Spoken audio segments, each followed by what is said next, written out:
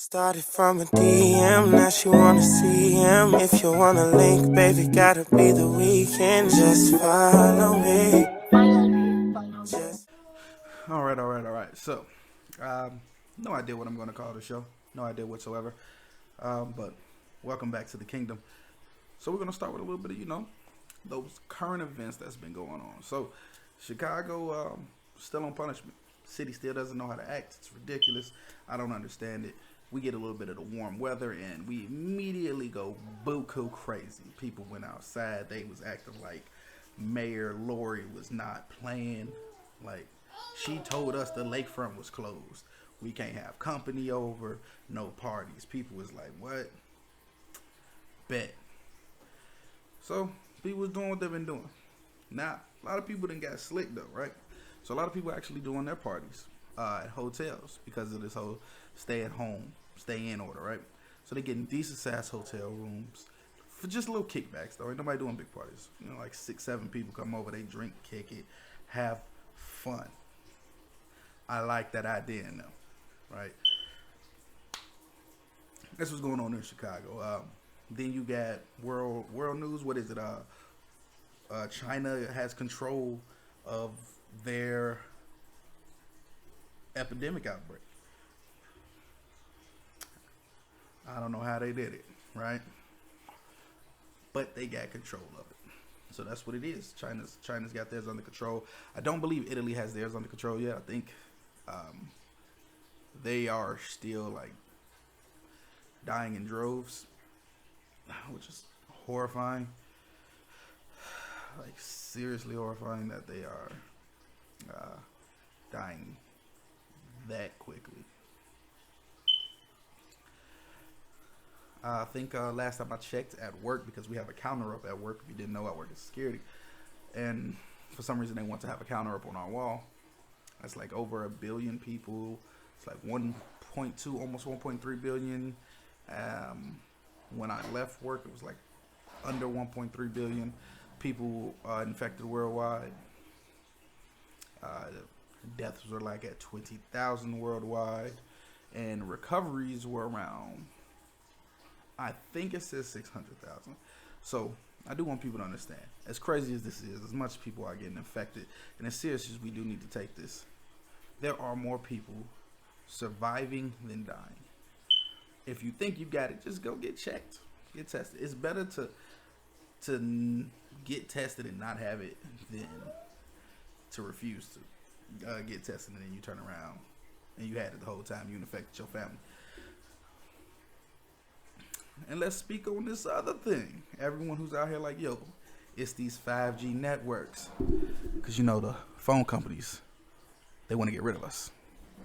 We're not buying enough phones. I don't know. But people are saying it's the 5G network. Let me explain to you why that is utterly ridiculous. All right? Wireless signals do not affect the human body in the way necessary to cause what's going on. Now, people are sitting there saying 5G is radioactive. Well, yes. 5G has radiation in it. 4G does too, as well as 3G, 2G, wireless signals in general. The Bluetooth you use to connect speakers like this one I have to the cellular device that I use, that has a low level of radiation too. This laptop I'm using, low level radiation. The phone itself. 5G is not radioactively poisoning people. I'm going to explain to you why. People are saying that it's radiation poisoning. Radiation poisoning has physical effects that you can see in people. Discoloration in the skin, sunken skin, a unhealthy look, and sometimes the entirety. You can just lose pigmentation. You won't look like you just got a cold or a flu or something. You will look horrible. And mind you, some forms of radiation poisoning have radioactive burns associated to it. No one's popping up with radiation burns. Now, that is not me saying I think this is a naturally occurring thing. I don't know. Man-made. Makes sense to me. The reason, I'm not going to go into it. You guys can speculate on why you think it's man-made. Do it all you want to. Let's step away from that though. So, in sports, listen to me. Listen to me quickly. Let me bring the mic in. In sports, specifically the N, the B, and the A, are contemplating bringing the season back sooner rather than later, and doing it with no fans. No fans. Now me, I'm cool with that. All right, I simply miss basketball. I can rewatch old games, but it's not as much fun rewatching an old game I know the ending to. Now, a good game of basketball is a good game of basketball. That's just what it is. But if I know the ending, I'm not as invested. If you tell me that there's a chance that I can see Katie and Kyrie on the court somehow, because they're both expected to return from injury over the summer. If you're telling me I can see them both play and see how that at least works out right now, I don't know, of course I'm down for that. I'm all the way into it. That's what I would love. Yeah, Junior, you too? Junior said so too. The NFL is going forward like none of this is happening. They are still talking about their draft coming up or whatever. And I hope it doesn't affect the NFL. I don't personally watch the NFL anymore. You know, the Colin Kaepernick thing soured me on them a lot. But prior to the Colin thing, I just wasn't really feeling like the league became kind of predictable, man. It's like the same 6 teams in playoff position every year. It's dead to me. I'm hoping that the fact that the XFL had to end their season early doesn't negatively affect them. I truly enjoyed the XFL, so I would love to see them come back next year and have a full season. I know a lot of their people did leave to go to the NFL, but what I hope happens is that people who go undrafted or get cut from NFL teams, which is what I believe is going to happen, they'll see how these guys got a second chance in the XFL and it worked, and they'll come through, and the XFL will still have a decent roster. I can't wait. I also can't wait until we're allowed to leave about the crib again. Now, what else is going on? These stimulus checks. So, Trump said he's giving us stimulus packages. If you make under 75 grand as a single person, you get $1,200. If you a couple and you make under 150, you get 24. You know what's crazy about that? That's the same as if the couple was 2 single people. 75 doubled up is 150. 12 doubled up is 24. They're literally saying, hey, if you're single, you get 1,200. If there's 2 single people in the household, you'll get 2,400. If you 2 are married, you'll get 2,400. Like this, it doesn't matter. This is just based on your taxes return, really. You get 500 per kid. Now this has to have a cap off. Why should there be a cap off? Because there has to be somebody out there with 8 or 9 kids who are under 16. 500 per kid at 8 kids. That's $4,000. Come on. But that's not neither here nor there. All right. If there's no cap, that's fine. I feel like help the people who need the help the most. All right. But if you didn't get direct deposit on your tax returns, you're going to probably be waiting 20 weeks. 20. I'm just saying, man. Always go with the direct deposit.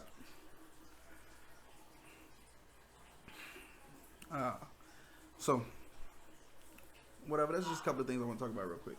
The main purpose of this is I am going to be talking about what it is like to be a first-time father and to have come into the picture as basically a stepfather as well.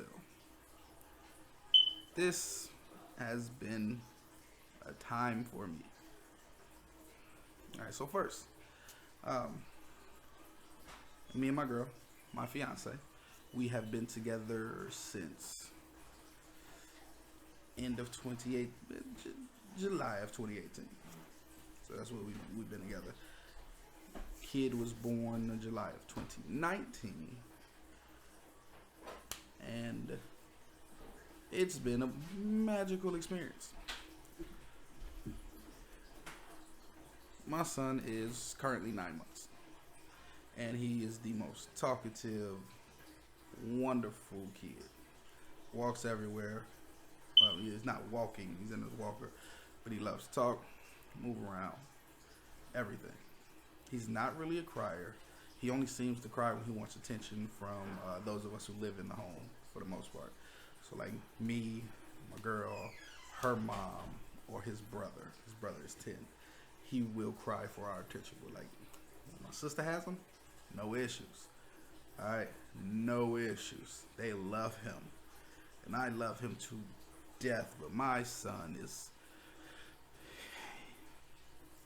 give me a little bit of a butt. I'm just saying.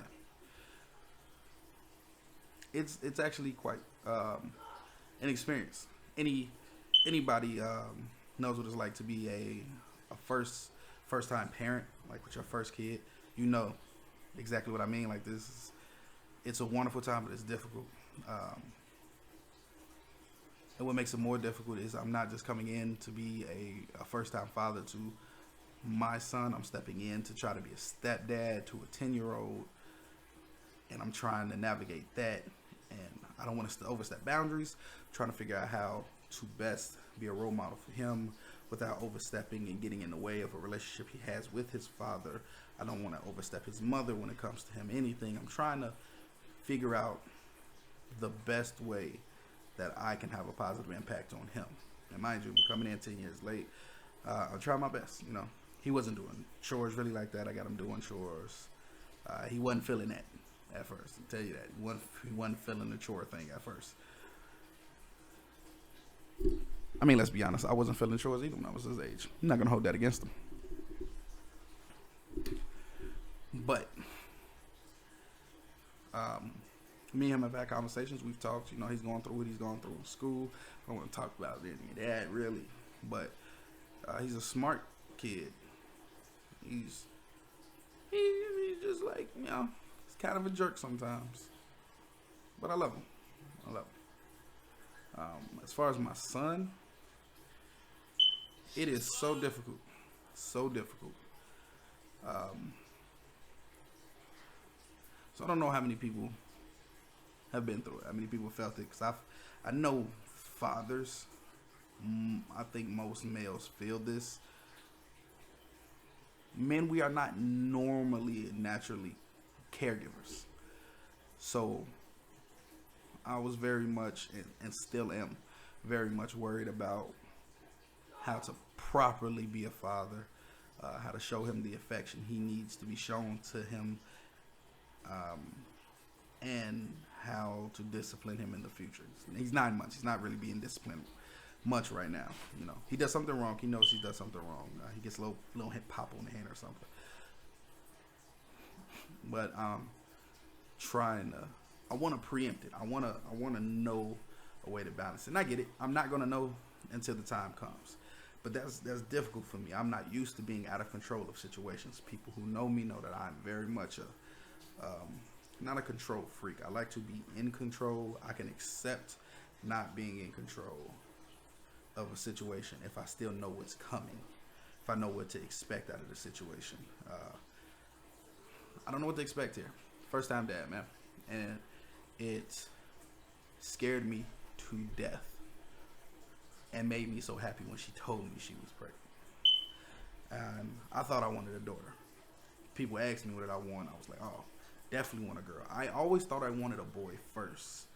And then when it finally happened, she's pregnant and somebody asked me, I'm like, I definitely want a daughter. I don't know why. I have no idea why I changed my mind. Why in that moment I said a daughter. Or what came over me. What I do know is God knows me and my friends, and he thought better than to give me a daughter. I put it that way. Little boy's just safe. So I got a son.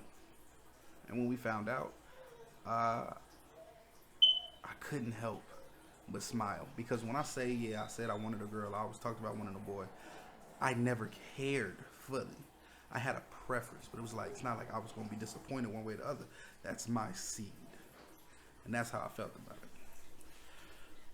So, months go past, dealing with her being pregnant. It was a little difficult, whatever. We got through it. It wasn't that hard. He was born. I had to relearn how to hold a newborn. He was my baby loose neck. That's what I called him. Had to relearn everything that I used to know how to do when my niece and nephew were kids, because I became an uncle at 11. So I had changing diapers, washing babies, all of that. I knew that at that point. But that was when I was 11, I became an uncle. I became a father at 29. That is an 18-year gap. So I needed to relearn all those skills. I had to gain my patience back. That was a no-go. I was not patient enough. So I had to figure all of that out. And, I'm happy, love my son to death. Like I said, he's 9 months. We're looking forward to his first birthday. People who know me, they know when he was born. Not going to put it out on here, but we can't wait for it. She has a plan of what she wants to do. I'm not 100% sure what we're going to do or be able to do. Like I said, he was born in July. Hopefully all of this is over by the time July rolls around and we can do something nice for him. But this is just about, my experiences as a first-time dad. I fully believe that I was blessed by the family I was put into. My sister loves my son. My niece and nephew both want to be around. My aunties, my grandmother, my mom. Everybody's helpful. So I haven't been put into a situation where it's just me trying to cope with this. On top of that, the woman I'm with is a wonderful woman. She's a great mother, and it's very helpful that I was able to be in a situation where I'm the only person new to it and nobody else is. That is definitely a blessing that I didn't know I needed. But for me to be able to properly be a father and try to be a parent the correct way, I needed to have the people around me who have experienced it already to be there, and I've appreciated them like to no end. I really have. But that's it for now. I might make a part 2 to this. I don't know. But welcome to the kingdom. Remember to like and subscribe. And I am out.